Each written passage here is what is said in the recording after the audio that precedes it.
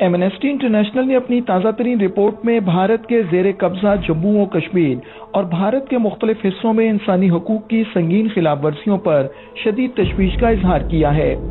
Report میں اقوام متحدہ کی سلامتی کونسل کی مستقل نشست کے حصول کے لیے بھارت کی کوششوں کا تذکرہ کیا گیا ہے اور بھارت کو عالمی انسانی حقوق کے اصولوں کی پابندی نہ کرنے پر شدید تنقید کا نشانہ بنایا گیا ہے۔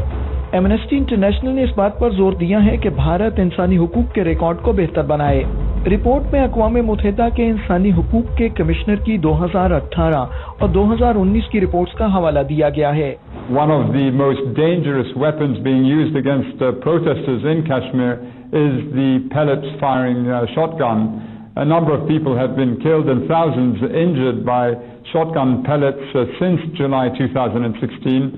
Many people have been partially or completely blinded, and I am urging the security forces to completely halt their use of this inaccurate and deadly weapon during crowd control operations. One particular Indian law gives security forces virtual immunity against prosecution for any human rights violation.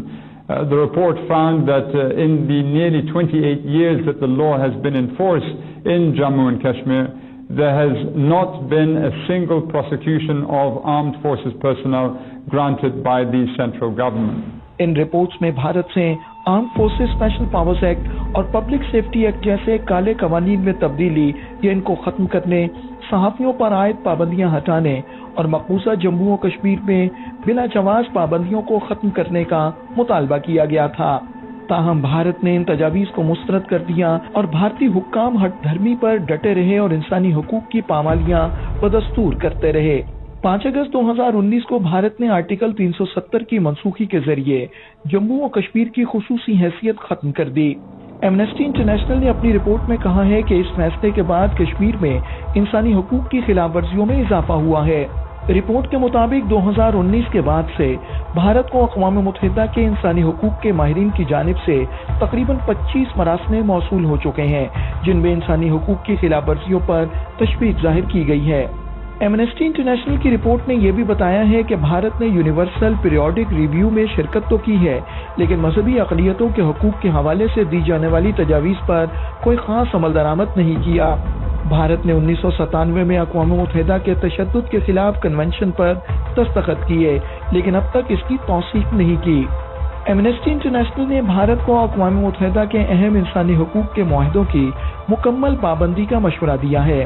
انسانی حقوق committee کی حالیہ جائزہ report میں بھارت میں خواتین کے خلاف تشدد، امتیازی سلوک اور کمزور طبقات کے تحفظ میں کمی کی نشاندہی کی گئی ہے۔ ایمنسٹی انٹرنیشنل کی اس رپورٹ نے بھارت کے انسانی حقوق کے بگڑتے ہوئے ریکارڈ پر ایک مرتبہ پھر عالمی برادری کی توجہ مبذول کرائی ہے۔